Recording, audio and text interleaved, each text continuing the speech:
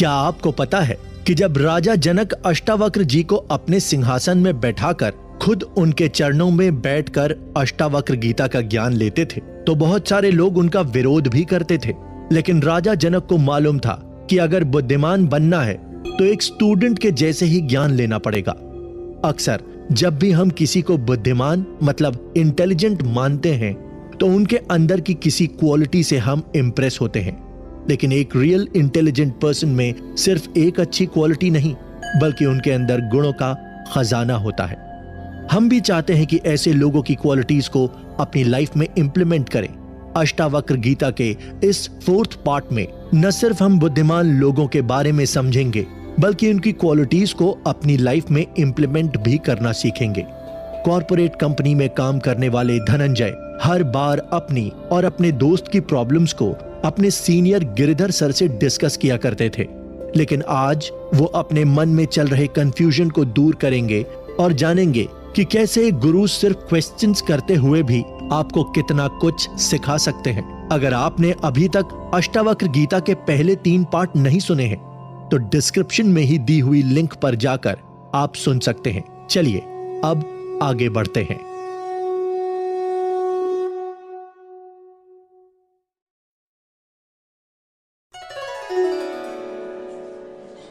Good morning sir, कैसे हैं आप?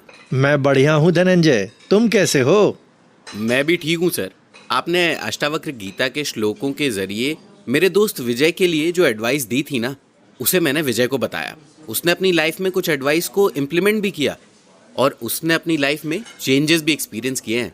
अरे वाह, ये तो अच्छी बात है। मुझे पूरी उम्मीद है कि तुम भी अष्टावक्र गीता में बताए गए रास्तों पर चल रहे होगे। हाँ सर, मैं कोशिश तो कर रहा हूँ लेकिन कभी कभी भूल जाता हूँ।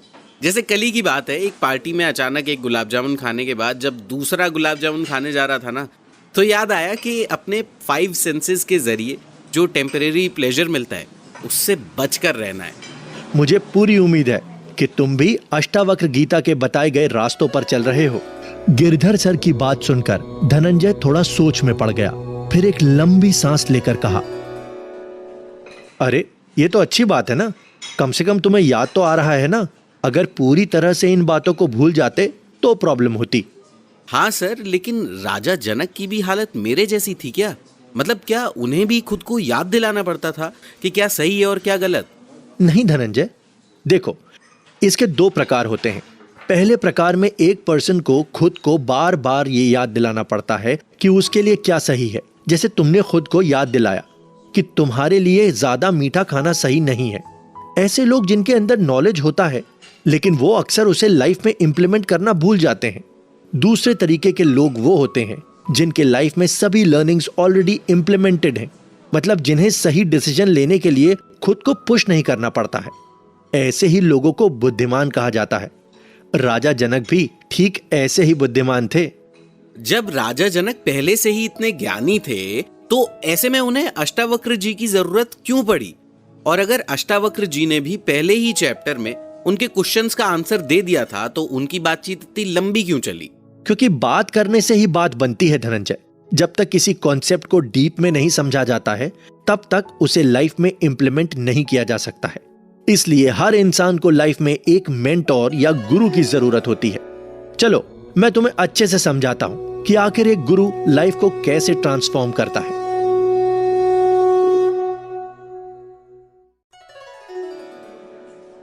नॉलेज का होना और उस नॉलेज को समझकर अपनी लाइफ में इंप्लीमेंट करना 2 अलग अलग बातें हैं। जनक जी को सभी बातें पता थी लेकिन उस नॉलेज को उन्होंने ठीक से नहीं समझा था। हमारी स्कूल लाइफ में न जाने कितने ही बार ऐसा हुआ होगा कि हमें कोई सब्जेक्ट समझ नहीं आता है तो हम रट्टा मारकर उस सब्जेक्ट को बिना समझे ही अच्छे मार्क्स ले आते हैं। लाइफ में भी ऐसा कितनी ही बार होता है। जब हमें बुद्धिमान इंसान कोई बात बताता है तो हमें लगता है हमने उस बात को अच्छी तरह से समझ लिया और हम उन बातों को दूसरों को भी ऐसे ही बताने लगते हैं जैसे हमने खुद ही एक्सपीरियंस किया हो। मतलब हम नॉलेज को बिना अपनी लाइफ में इंप्लीमेंट किए दूसरों को वही बात समझाने लगते हैं। ऐसे समय में ही एक गुरु मतलब मेंटोर की जरूरत होती है जो न सिर्फ हमें नॉलेज देता है बल्कि ये भी चेक करता है कि हमने उसे अपनी लाइफ में इंप्लीमेंट किया है कि नहीं। अष्टावक्र जी ने भी राजा जनक से तरह तरह के क्वेश्चंस करके कंफर्म किया कि क्या उन्होंने सच में उनके दिए गए ज्ञान को समझा कि नहीं। उन्हें बुद्धिमान इंसान की निशानी बताकर उन्हें पूछा कि क्या उनके अंदर भी इस तरह की क्वालिटीज हैं। समझ गया सर। क्या आप वो क्वेश्चंस बता सकते हैं जिसमें अष्टावक्र जी के बुद्धिमान होने के तरीके बताए गए हैं? हाँ बिल्कुल। अष्टावक्र गीता के 3रे चैप्टर में अष्टावक्र जी ने राजा जनक से सिर्फ क्वेश्चंस ही किए हैं, लेकिन ये क्वेश्चंस सेल्फ इवैल्यूएशन के लिए बहुत इंपॉर्टेंट है, क्योंकि अक्सर होता है कि जब हमें कोई एक्सपर्ट सामने बिठाकर कोई बात समझाता है तो उस समय हमें लगता है कि हमें सब कुछ समझ आ गया है, लेकिन थोड़ी देर के बाद ही वापस से सब नॉर्मल हो जाता है। हाँ सर, कुछ ऐसा ही तो मेरे साथ हो रहा है। ये कुछ ऐसा ही है जैसे मैंने किसी डॉक्टर से दवाई तो ले लिया, लेकिन फिर भी उसे नहीं खा रहा हूँ। लेकिन जब कोई और उस प्रॉब्लम के बारे में बताता है ना, तो मैं उसे बताता हूँ कि आपको ये सारी दवाइयाँ लेनी चाहिए। इसे ही तो अज्ञानता कहते हैं धनंजय। जनक जी इस अज्ञानता को छोड़कर बुद्धिमान बन गए, जिसमें अष्टावक्र जी ने उनकी मदद की थी। सर, मुझे भी बुद्धिमान बनना है। मैं कैसे बुद्धिमान बन सकता हूँ? बुद्धिमान होने की पहली शर्त यह है कि आपके पास कोई मेंटोर होना चाहिए जो हमें बिना जज किए हमारे अंदर की अज्ञानता को बाहर निकाल सके। जब हमारे पास कोई एक मेंटोर होगा जो एक के बाद एक हमें सेल्फ रियलाइजेशन के क्वेश्चंस करता जाएगा, तो हम भी बुद्धिमान बन सकते हैं। सर, ऐसे में आप मेरे मेंटोर हुए ना? नहीं, मैं तो तुम्हें सिर्फ अष्टावक्र गीता का ज्ञान ही दे रहा हूँ। ऐसे में अष्टावक्र गीता ही तुम्हारी मेंटोर है। जरूरी नहीं है कि तुम्हारा मेंटोर कोई एक ऐसा पर्सन हो जिससे तुम डायरेक्टली बात कर सको, बल्कि ये कोई महापुरुष, कोई साधारण इंसान या कोई ग्रंथ भी हो सकता है। बेसिकली जो तुम्हें नींद से जगा दे, वही तुम्हारा गुरु है। अब समझ आया कि गुरु होना क्यों जरूरी है? हाँ सर, मुझे समझ आ गया। अच्छा, चलो फिर अष्टावक्र जी के क्वेश्चंस के जरिए तुम्हें बुद्धिमान कैसे होना है वो समझाता हूं। ठीक है सर।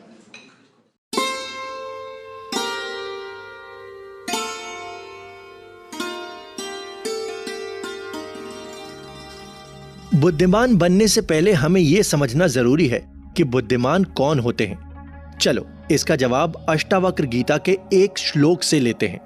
अष्टावक्र उचाओ अविनाशिन मात्मानम एकम विज्ञाय तत्वतः तवात्म ज्ञानस्य धीरस्य कथमार जने रते। इस श्लोक में अष्टावक्र जी कहते हैं, आत्मा को अविनाशी और एक मानो, इसलिए उस आत्मज्ञान को प्राप्त कर किसी बुद्धिमान व्यक्ति का इंटरेस्ट सिर्फ पैसे ही कमाने में कैसे हो सकता है। अष्टावक्र जी सबसे पहले पैसों की बात इसलिए करते हैं क्योंकि इस दुनिया में ज्यादातर लोग पैसे के पीछे ही भागते हैं, लेकिन एक बुद्धिमान इंसान वो है जो पैसे कमाता तो है लेकिन दिन भर उनके लिए पागल नहीं होता है। सर, मतलब पैसों के पीछे पागल ना होना एक बुद्धिमान इंसान की निशानी है? हाँ धनंजय, ये पहली निशानी है। लेकिन बात सिर्फ पैसों की ही नहीं है। कितने ही लोग पैसों के पीछे नहीं भागते हैं, लेकिन पावर और रिकग्निशन के पीछे भागते हैं। तुम्हारे ही आसपास कितने ही ऐसे लोग होंगे जो किसी ट्रस्ट में पैसे डोनेट करके सोसाइटी में अपनी एक अलग पोजीशन बनाना चाहते हैं। ऐसे ही लोग पैसे खर्च करके इज्जत कमाना चाहते हैं, मतलब वो पैसों को छोड़कर दूसरी सांसारिक चीजों के पीछे भागते रहते हैं। ऐसे लोगों को भी बुद्धिमान नहीं कहा जा सकता। इसलिए अष्टावक्र जी भी राजा जनक से ये क्वेश्चन करते हैं। सर, मतलब हमें चीजों के पीछे भागना नहीं है, चाहे वो पैसा हो या सम्मान हो। हमें बस कर्म करते जाना है और इस दौरान जो भी पैसा या सम्मान हमें मिलते जाएगा उसे एज अ थर्ड पर्सन देखते हुए अपना काम करते जाना है। हाँ धनंजय, तुम अगर रियल लाइफ के सिचुएशन को भी देखोगे तो भी तुम्हें यही समझ आएगा कि जिंदगी में हमने कभी रुकना नहीं सीखा। हम बस भागते रहे हैं। हमेशा हम सोचते रहे हैं कि ये अचीव करने के बाद रुक जाएंगे, लेकिन उसके बाद कुछ और अचीव करने के पीछे भागने लग जाते हैं। ठीक है सर, ये बात मुझे समझ में आ गई। अब आप बुद्धिमान होने की निशानी बताइए ना। यही बात अष्टावक्र जी राजा जनक को भी समझा रहे हैं। उन्होंने राजा जनक को बताया कि आत्मा प्योर है। ऐसे में वो ये चेक करना चाहते हैं कि क्या सच में उन्होंने इस बात को समझा भी है। हमें भी खुद एनालाइज करना है कि जितनी ज्ञान की बातें हम सुन रहे हैं उसे एक्सपीरियंस भी कर पा रहे हैं या नहीं। जैसे मैंने पिछली बार बताया था कि ये दुख का कारण क्या है और इससे कैसे बचा जा सकता है। ऐसे में अब तुम्हें यह चेक करना है कि जब सच में तुम्हारी लाइफ में कोई दुख आता है तो उस समय तुम कैसे रिएक्ट करते हो। अगर तुम पहले के जैसे ही रिएक्ट करते हो तो तुम अभी भी बुद्धिमान नहीं बने हो। मतलब सर मुझे सेल्फ एनालाइज करते रहना पड़ेगा? हाँ धनंजय, शुरुआत में तो तुम्हें ऐसा ही करना होगा, वरना सभी बातें बस तुम्हारे दिमाग में रह जाएंगी और तुम ये बातें दूसरों को बिना एक्सपीरियंस किए बताते चले जाओगे। हाँ सर, ये ठीक वैसे ही है जैसे जॉब के इंटरव्यू में इंटरव्यूअर ये चेक करता है कि सामने वाले को सिर्फ थ्योरेटिकल नॉलेज है या प्रैक्टिकल नॉलेज भी है। हाँ, ये ज्ञान सिर्फ दिमाग में नहीं बल्कि आत्मा में भी उतरना चाहिए। लेकिन सर अक्सर हम ना चाहते हुए भी पुराने पैटर्न पर क्यों लौटने लगते हैं? मतलब ना चाहते हुए भी हमें गुस्सा या दुख क्यों आने लगता है? ऐसा क्यों होता है सर? ऐसा सिर्फ तुम्हारे साथ ही नहीं होता धनंजय। चलो इसे भी एक श्लोक के जरिए बताता हूं।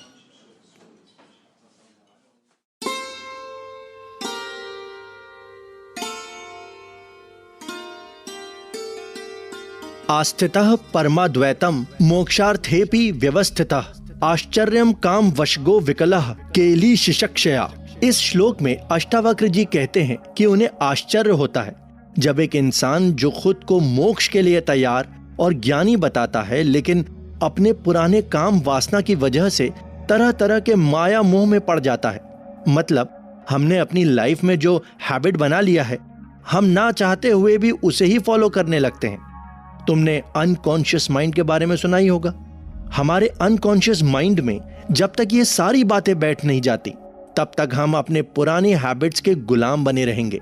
इसलिए हमें बहुत केयरफुल तरीके से खुद को एनालाइज करना है, तभी हम बुद्धिमान बन पाएंगे। अष्टावक्र जी आगे ये बताते हैं कि ये लोग मरने तक अपने अंदर के काम वासना को मिटा नहीं पाते हैं, जबकि वो जानते हैं कि बुद्धिमान बनने के लिए ये सब छोड़ना पड़ता है। इस बात से उन्हें आश्चर्य होता है। सर वासना से आपका मतलब लस्ट और सेक्सुअल डिजायर ही है ना? वो तो है ही, लेकिन वासना का मन होता है मांगना। हम हर समय बस मांगते रहते हैं। कभी पैसे मांगते हैं तो कभी इज्जत और शोहरत मांगते हैं तो कभी मोक्ष मांगते हैं। ये सारी नेगेटिव चीजों को भोगने की आदत हमारा सबकॉन्शियस माइंड बना चुका है, इसलिए हम बुद्धिमान नहीं बन पाते हैं।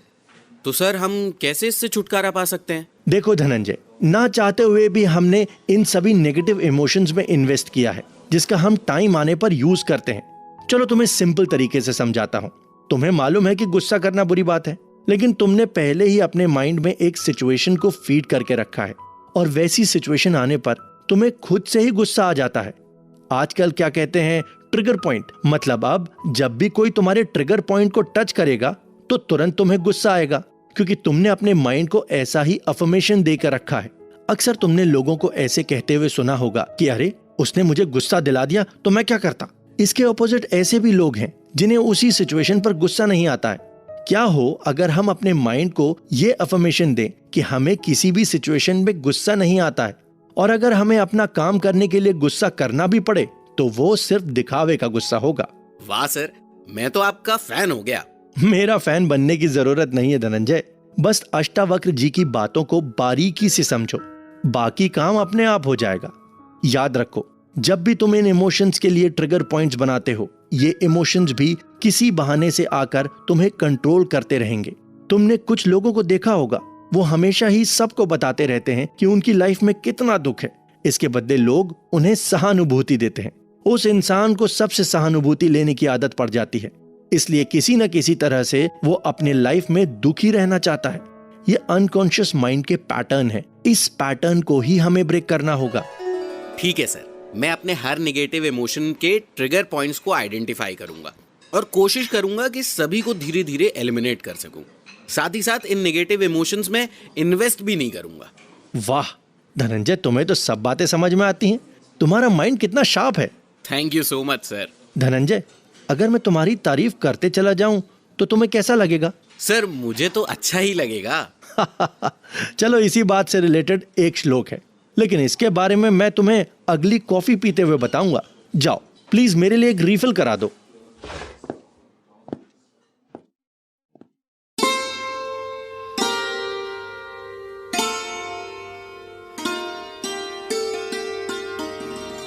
धीरस्तु भोज्यमानोपि पिंड्यमानोपि सर्वदा आत्मानं केवलम पश्यन् न तुष्यति न कुष्यति।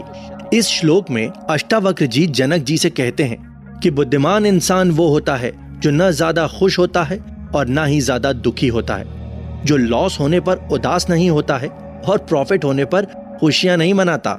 इसके तुरंत बाद वो एक और श्लोक के जरिए राजा जनक को बताते हैं कि बुद्धिमान इंसान को ना अपनी तारीफ से फर्क पड़ता है और ना ही क्रिटिसिज्म होने से बुरा लगता है, बल्कि वो खुद को एक आत्मा मानकर ही वर्ल्ड के सब काम करता है।